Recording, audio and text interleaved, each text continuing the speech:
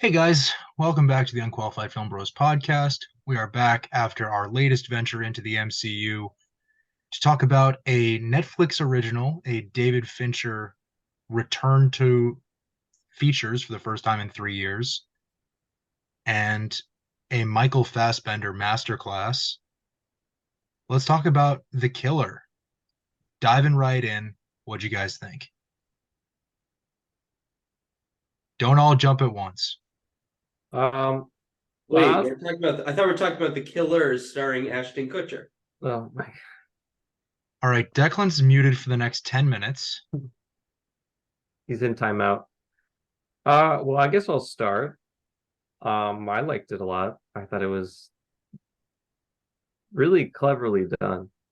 I like that he takes, there's a lot of space in between, it's not a lot of stuff happening. You can sort of just absorb everything.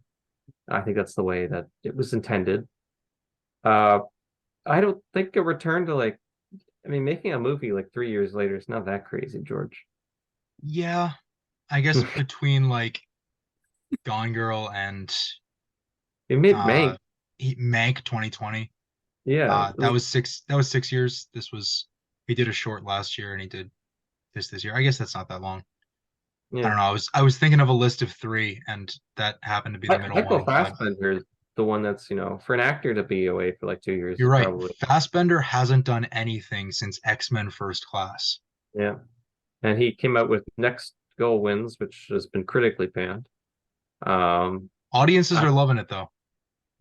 yeah, but the audience loved Morbius, so I don't trust the audience. The audience loved Morbius as a joke. Declan, you can unmute yourself, by the way.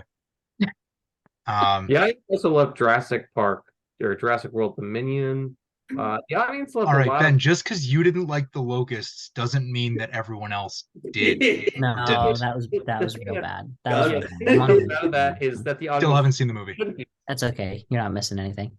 Absolutely not. But if the audience liked the locusts, then they should just be critically panned themselves. Like You should write a review of the audience. going to And Red River. instead of doing this movie podcast, you should do a podcast about audiences. Like go to a theater and watch people watch movies. I'm sure that would have a high audience because there's only one thing that audiences hate more than good movies, which is themselves. So, Ben, I agree with something that you said about the movie that we're actually talking about tonight. You good, Declan? Declan's dying over there. Sorry. I'm just almost over a cold, but Ben re-emerged it in me.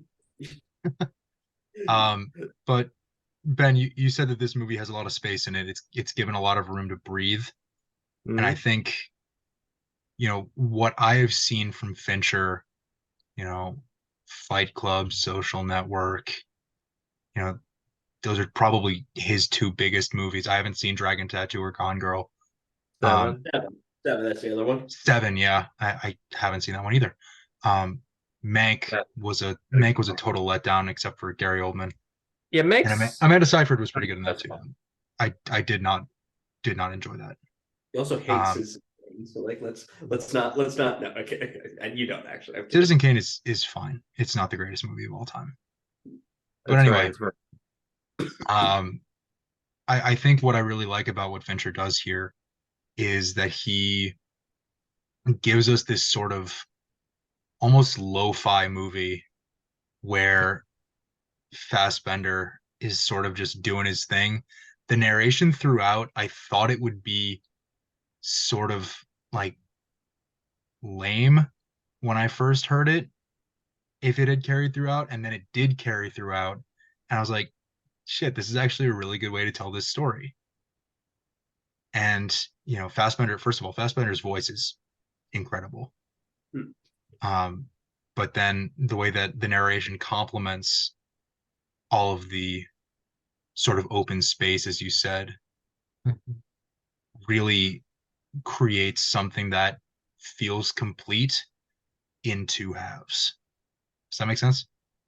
Yeah, I mean, I Wait, think it's interesting though, because he does the same kind of thing in Mindhunter. I don't know if any of you guys have seen that show. It's sort of like a fictionalized version of the origins of the behavioral science unit at the FBI, basically. And it's also kind of devoid of action, and like a lot of stuff happening. It's mostly just people talking around a recorder, and talking about the interviews and stuff and interviewing these. I mean, it's about serial killer, so like it's going to be interesting.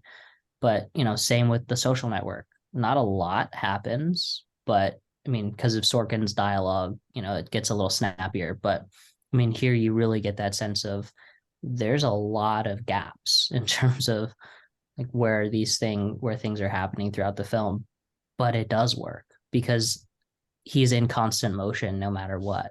Right? He's not really static. Even at the beginning when he was in the WeWork, he was moving around town. He was doing his yoga. He was just kind of doing his thing, just having a couple of days. And so that, I mean, I think that really worked for it, that it didn't feel like it was slow. There was just gaps between like the action, and I thought it was fantastic. Yeah, and this really could have like used its locations as set pieces, gone fully John Wick and had Fassbender kicking ass across Paris and the DR and New Orleans and Tampa. Four of the biggest locations that he went to off the top of my head. And it doesn't, the locations are just that. They're locations, they're backgrounds. They're not the focus.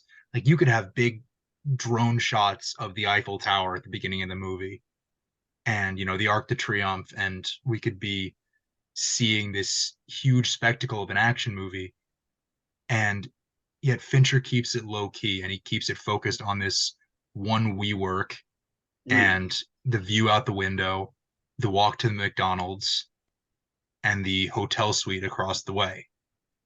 Like we don't need to see all of Paris. When he goes to Florida, we don't need to see more than just, three guys and, a dog that they're training to fight other dogs or something. I don't know what happens in Florida. And you've got, the one house that gets set on fire at the end of the scene. It really, it focuses in on the characters and the narrative. And there's not a lot of a narrative. You sort of understand why the killer is doing what he does, but it's not really, it's not fully revenge. It's not fully, I'm just completing a mission. Let's work. It But work. It works though, because Yeah. like Fassbender's sort of voiceover and everything, and in the film itself, there's no wasted movement. Everything is intentional, it's purposeful, it's there for a reason.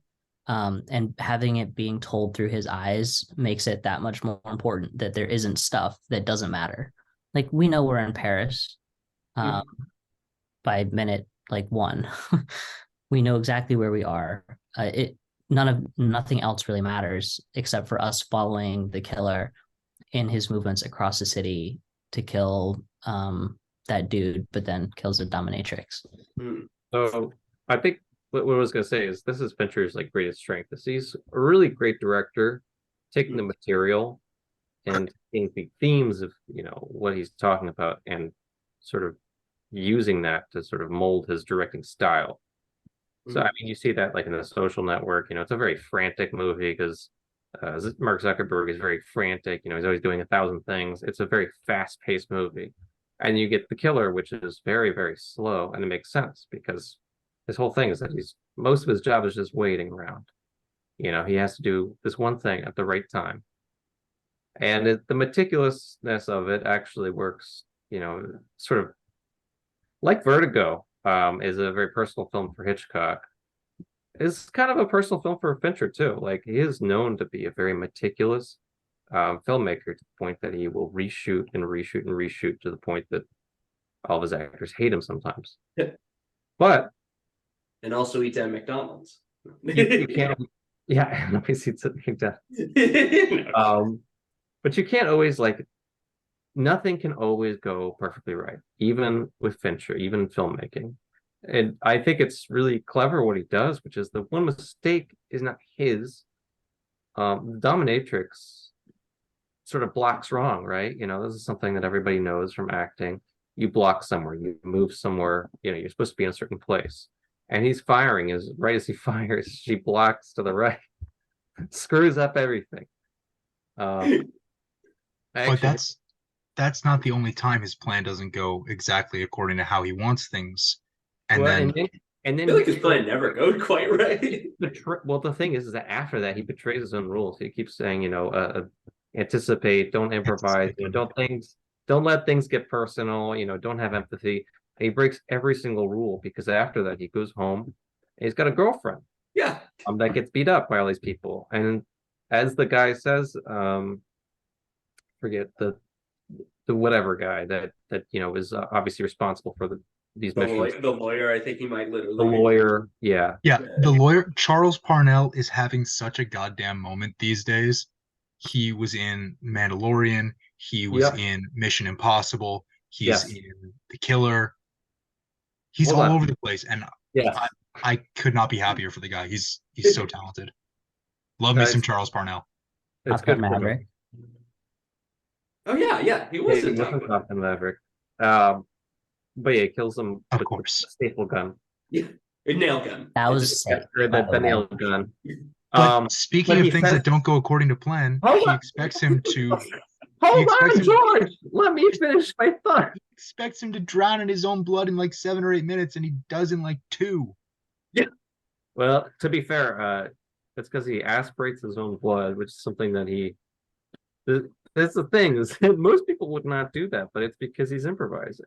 Everything goes wrong because he breaks his own rules. Yeah. As he said, he should just leave the country. He's got tons of money. That would be what he does according to his own rules. Don't get personal. He has a girlfriend, and instead he decides to kill everyone. Yeah. And even with the secretary or whatever, she asks him to kill her in a way that will get her life insurance. And he does.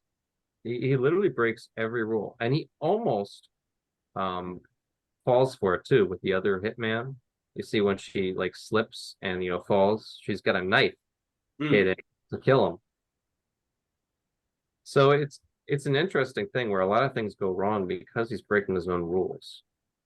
But it's a very self-reflective movie. You know, a lot of it is from his personal point of view, and his voiceovers reflect a sort of like cynical nature about everything. It's a very consumerist satire where everything that he does is enabled by people's own self-centeredness, that they don't care enough to check around the corners of anything. And it really fits with the soundtrack too, with the Smiths. I don't know how much you guys know about the Smiths and Morrissey, but all of his lyrics are extremely cynical humor. To the point that he talks about, like in happy tones, basically, you know, searching for a reason not to kill himself. He is a ridiculous lyricist, but that those sort of themes like are reflected throughout the entire film. His non-caringness about like people dying, just viewing it as like a natural course of events because of the way that he views the world, that everyone is, you know, self-centered and everyone's actually after themselves. Very interesting.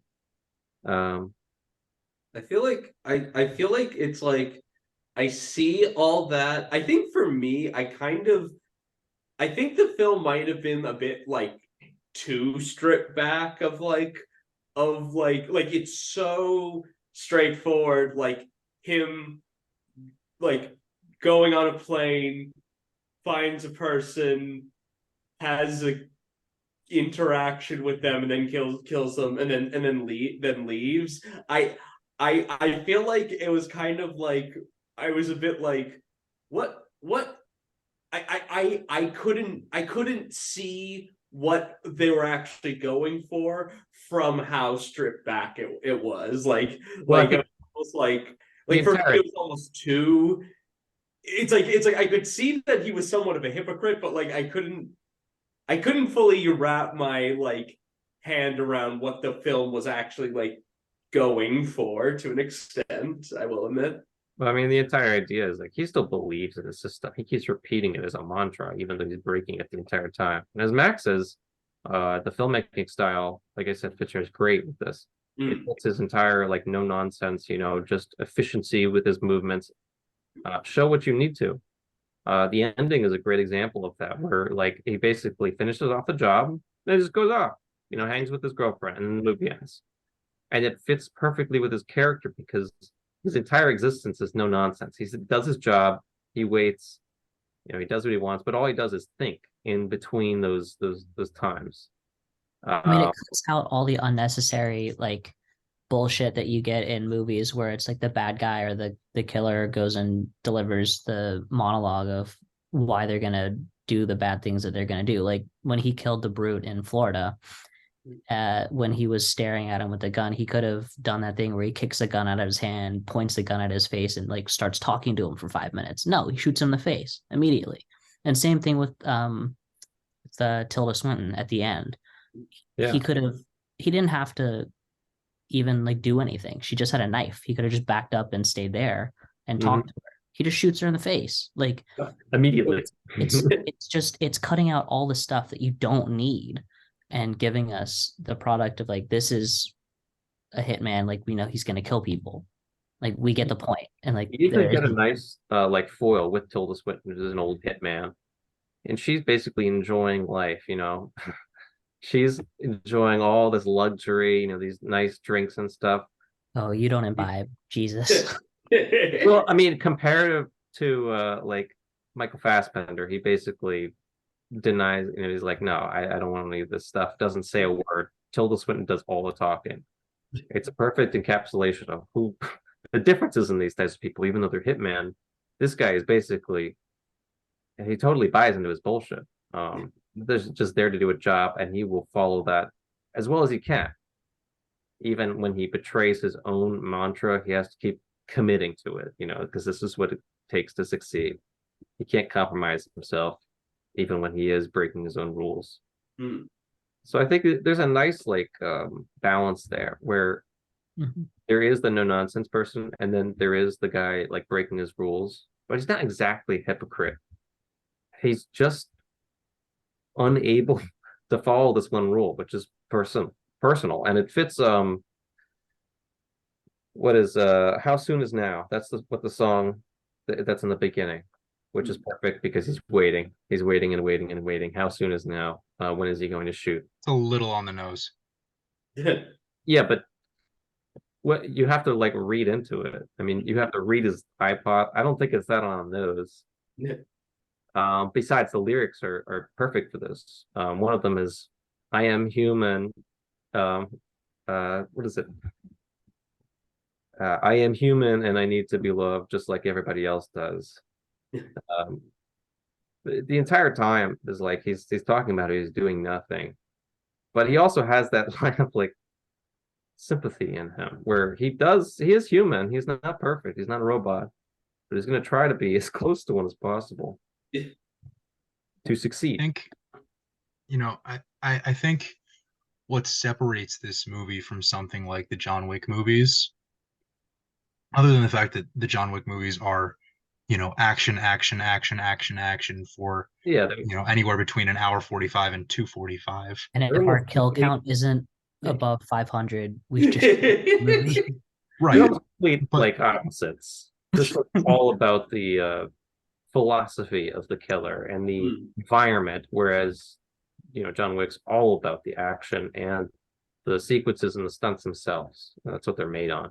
Right. And I mean, you get that with someone like Chad Stahelski, who's been a stuntman, he's been a stunt coordinator as the director, where that's the focus and that's what you want to put the emphasis on, versus someone like David Fincher, who's going to put the emphasis on the characters and the drama. And I think what separates these two films, and I'm a big fan of the John Wick movies, I'm a big fan of this film, The Killer, but what we get here, Ben, you touched on it briefly a minute ago, is hints with like Tilda Swinton's character or the Brute or the other characters that we meet just in almost one like scene studies for Michael Fassbender and his counterpart in each individual scene.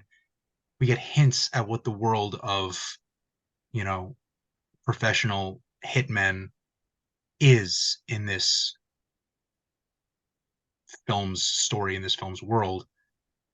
Whereas in the John Wick movies, we're kind of hit over the head with it, with the high table and being excommunicado and everything about, you know, how that hierarchy and how that system works. Yeah. Here, it's much more about this one individual and his interactions with a couple of people in that world. We're not That makes, being spoon it makes fed sense. every single interaction. We're not being spoon fed, you know, all of this exposition, all of this narrative all at once. It's really just honing in on what's being said in that moment that is required by the situation. And sometimes, especially with the way that they work in the narration and Fassbender's absence of dialogue in a lot of these scenes, is when not to say something. And I think that's one of the film's real strengths compared with other big action pieces Well, surrounding Hitman. I want to push back against this because this is not an action Do it. film. I wouldn't use John Wick as a comparison because that's like as far off as you could be. Yes, they're both Hitman, but this is not meant to be an action film. It's just a thriller. David Fincher does not do action films.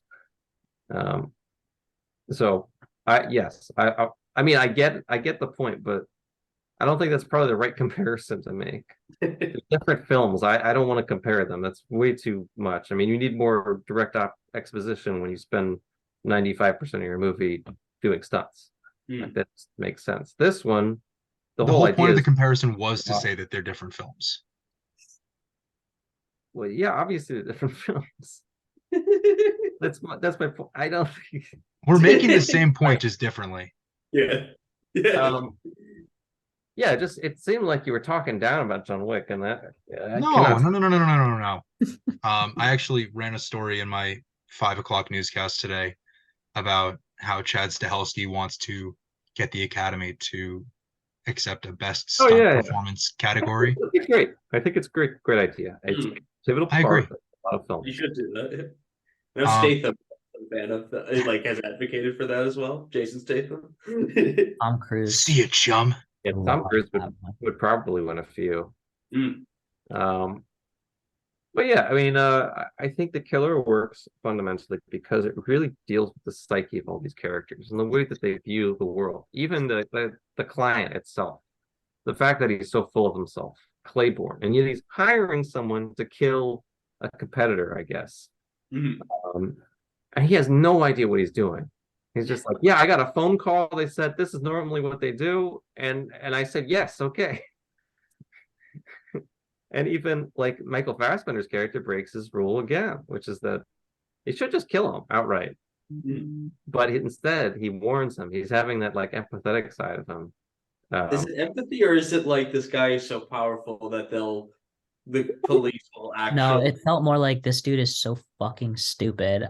Like, I can't deal with him. It was like, I need to get out of here. Like he didn't deserve to die because of his stupidity. He's like, I literally have no idea what I'm doing. I just hired a random hitman. I went on the internet. I'm a crypto bro. I went on the dark web. But I think that's kind of the point, which is like the no-nonsense killer would kill him. Is an interesting psychology to this guy, where he truly believes in his mantra, and you can see he does follow it sometimes and blatantly doesn't follow it other times. And with the high table aspect with the John Wick, just comparing it to that, I think you do bring up Ben, these aren't two movies that you can compare.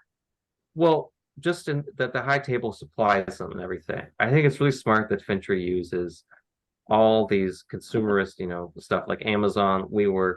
It's such like a weird, like I know like product placement is like sort of a thing Fincher does, but it like it Facebook. Like, yeah, I remember in Zodiac, there's like one scene where like a guy literally goes like, "Oh, sorry, the Coke machine is broken." Like he just and points to like the Coke logo or something like that. But I feel like here there's like Fincher doesn't really get paid for any of this stuff. He just wants to use it. Like, I don't think that anyone is funding him to be like, hey, shop at Amazon, or go work at WeWork. yeah, oh yeah. Hitman use this. It's like, No. I'm not criticizing. I'm not like Yeah. saying. I feel like it's so blatant here that it's like it's deliberate. That David just Fincher has, in most of his movies, has been a very, anti-consumerist, sort of satirical, critical sort of person. mhm. Even going back to Fight Club, they're basically trying to break down the financial institutions. Um, but yeah, I think in this one, the entire idea is that not only are these like big brands, and because of their big sprawling networks, nobody really checks every nook and cranny. You can sort of abuse that. But the other idea is just like that these are brands that everyone knows, that everyone shops at. So the idea of like put that kernel in your mind that, hey, you could be, shopping at Whole Foods and there's a hitman behind you. He's not gonna kill you, but he's there. Buy a card reader to copy cards to break into places. Home Depot, who knows? Um, I think the purpose of this movie is to make everyone paranoid. Yeah. Be afraid of everything. So Declan, I read your Letterboxd review of this movie. Mm. I want to know, and I'm not calling you out here or anything. Mm. I want to know why, and I'll pull up your review so I can quote you directly here. Mm. I want to know why you said in your review, and I'm quoting here, I give all that setup to explain why I'm admitting right here why I'm just putting my hands up and stating I don't get it with this film. Mm. What makes you say that? I'm curious. And also giving it 4 stars. Yeah, no, I give it 4 stars because I do feel like it's a quality film, like a quality, well-made film. Even if I didn't like, here's the thing. What I mean by I don't get it is I feel like, at least after my initial viewing, I couldn't I couldn't make out like the thematic ideas driving the film, kind of like why, like it, like almost to an extent it's like I was like, I can't tell you what the point of it all was to an extent. I mean, it might just be the stylish execution. I mean, stylish execution, like the style, like with all the like deliberate like stripping down of the assassin as a mythical figure and just having it be also mundane and all that could be the entirety of it. I like I said, I felt I didn't like Declan, like I you're couldn't find what the core of the film is after my first watch. And like it's a clearly well directed and well acted film. I just, for me personally, I couldn't see the point is almost too harsh, but like I couldn't like figure out what this film was like trying to go for, is what I would say. I got you. I feel like it's like that's why I brought up the Smiths. It's like, why do the Smiths exist? What's the point of them? Yeah. I mean, it's a sardonic film. Like the Mm. entire idea is taking a sardonic look at society. And yes, it's about a killer who kills people, but it's also about just people's perception of the world and how they view everything. There are some people who are very like type A, need every list, need to follow everything, including David Fincher. Like, I mean, he's one of those guys. And there's plenty of other people that don't get it. But then there's also the aspects, like I said, of Amazon, WeWork. Think of yourself, like placing yourself as a cog on one of these wheels. Everybody has a part to play in this film, in some way or another. Whether you're an executive hiring someone to kill you, hopefully not. or just, you know, an Amazon worker dropping off a package, or like that time in WeWork, like, you know, where he doesn't realize he's dropping off what is it food or It's just the It's mail. like It's like isn't it just like the yeah, mailman or yeah, something? it's just the Yeah. mailman. And he just drops it off. You know, might go fast in order to kill him. Yeah. It's that idea that, you know, the pieces of society, like if you actually look and peel back, you will find something. But most people don't want to. Most people don't want to look in the dark. Mhm. You know, that's something that I think a lot of, you know, dystopian dramas do well. Not to say that this is like that, but I think the idea is sort of like just looking at society as a whole. Just because we view it from the killer's perspective doesn't mean that the society doesn't exist. It kind of functions the same way in the real world. You I can go mean, to you get that Starbucks. sense, especially, you know, when he was doing those voiceovers in Paris and he was observing the people in the hotel rooms, just kind of watching them through his scope, watching the doorman a couple of times, moving people in and out. Obviously, that one might have a particular purpose for his line of work, but you know, But the you see it all the couple time, that like was like fucking on the couch, or you know, there was Rear Window is like a similar idea, which is that you're looking out, and anybody that lives in an apartment complex which has windows like that, you can understand that aspect. You can literally look outside and just voyeuristically view at people. And this is a similar thing, especially in the beginning. But you really just sort of get a chance to look at the killer's view on society, but also just the other people that make the story work. You know, even their absence of an action, like the person delivering mail, you know, entering through the door, it has profound effects on how this story goes. Mm. So my last question for you all, Ben, you're gonna hate this because it's about the action. Let's talk about the kills. The kills. What was the most brutal kill in this movie? Because in a movie called The Killer, you're gonna want some diversity in how the kills are performed, how the murders are done, and you're gonna want something that lives up to the name of the film.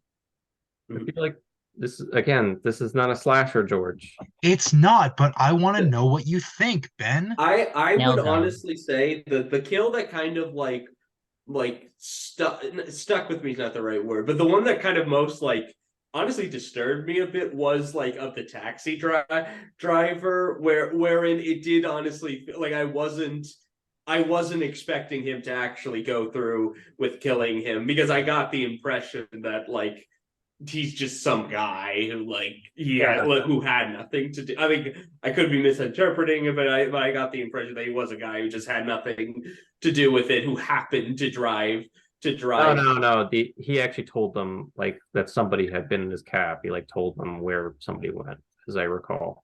Okay, He fed them information. It wasn't just like he was driving them around in a taxi. Okay. More complicit, but still not that complicit. You know, he probably got like Right. $50 to tell him, "Hey, this guy went here." Yeah. And so I think so. Okay. So that is true. But even still, it's like like given that he's I like agree. didn't see that low, I was surprised and like was like, oh, like I when think he actually. it's a great juxtaposition to the end of the film where he literally finds the client that hired him and inevitably or inadvertently set up in motion, you know, the rest of the film where, you know, his white girlfriend gets beat up or whatever. And he doesn't kill him. He kills a taxi driver that feeds him like a little bit of information. But he doesn't like, kill the person that hired him. And then, you know, I mean, to be fair, that was kind of when the information about his girlfriend was pretty raw. You'd just seen her in the hospital, I think, so might have been an emotional killing rather than one that he had thought through. And that's just another instance of him being emotional and not being. no, it really doesn't. Just because of the way he killed them, whenever he kills people, it really doesn't seem emotional. It's almost like I am planning to kill you in advance, and I'm just following through at a certain point. Like you can see that with I guess with the attorney, lawyer, whatever. He didn't intend to kill him, but he aspirates his own blood because he wants to die faster. Well, you see it with Tilda Swinton, which is one of the simpler kills in the movie, where she, you know, as they're walking out there in the cold, she's like, you know, last moments, how am I going to spend them? Like she knows it's coming, he knows it's coming, we know it's coming. And yet, the way we get there is, both performed and directed in such a nuanced, simple almost way where, you know, we don't need a lot. Again, it's not, an action movie. It's not a slasher. It's not this big blockbuster explosions and, machine guns and shit. It's two people. One's got a gun, one's got a concealed knife, and they're just two people talking. And we know where the scene's going. That builds the tension for us with this movie as a thriller. But even though we know it's getting there, we're still hooked. We're still captivated by everything that's being said, everything that's being done. I think the most shocking death, and I think most of these deaths are shocking not because of like the way that they're done.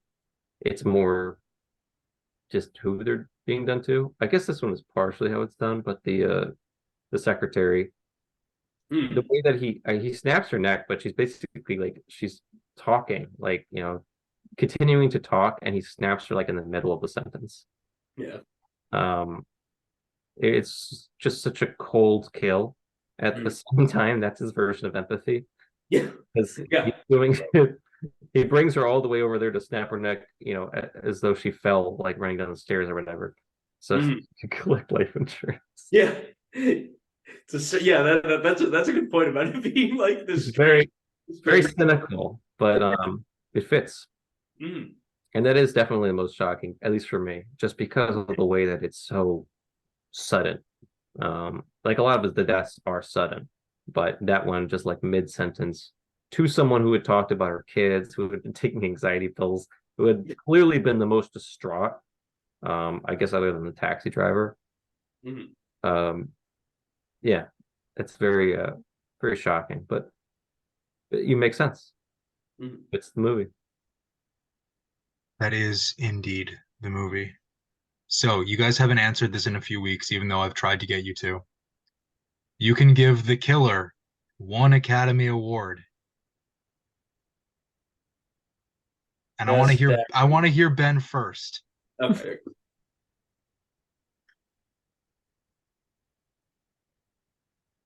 Cinematography. Yeah. I agree. Fuck you, David Fincher. You don't get it better. Okay, I'm kidding. There's so many movies coming out. There's so many movies already out. Yeah, that's actually true.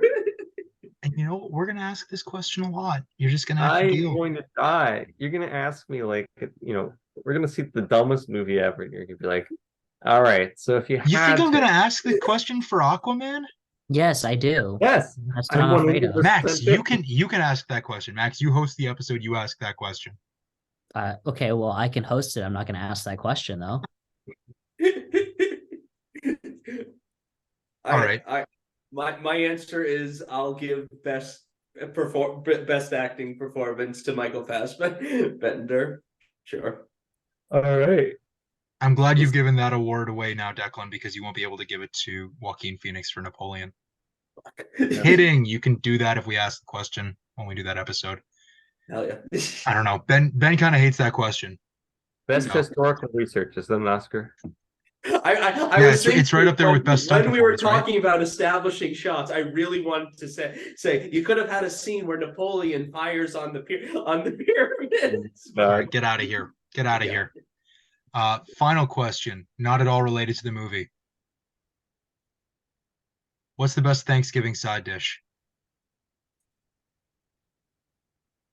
Because by the time we post this, potatoes. Thanksgiving will have been yesterday. Yeah, for me, it's mashed potatoes, or I really love a good spicy stuffing. Good stuffing is side stuffing, not the one that goes in the turkey, but like side stuffing. I just said potatoes because my aunt makes these really good like butter potatoes. It's just they're soaked in butter for like 2 hours. Unreal.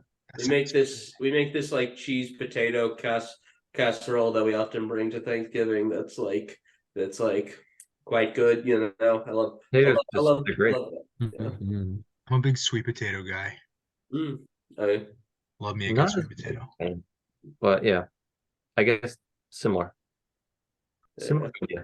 Well, we hope you all had a great Thanksgiving. I hope the three of you have a great Thanksgiving tomorrow because we're recording this on Wednesday. Mm. Happy Thanksgiving. Get those deals on Black Friday. Shop small businesses on Saturday. Support your local businesses. Hell yeah. Yeah, do that The one. Killer is currently streaming on Netflix. Enjoy it. We all did. Let us know your thoughts. We got a comment section below this video. Use it. Mhm. We'll be back with another new episode next week. Have a good night, guys. Happy Good night. Thanksgiving. Happy Thanksgiving.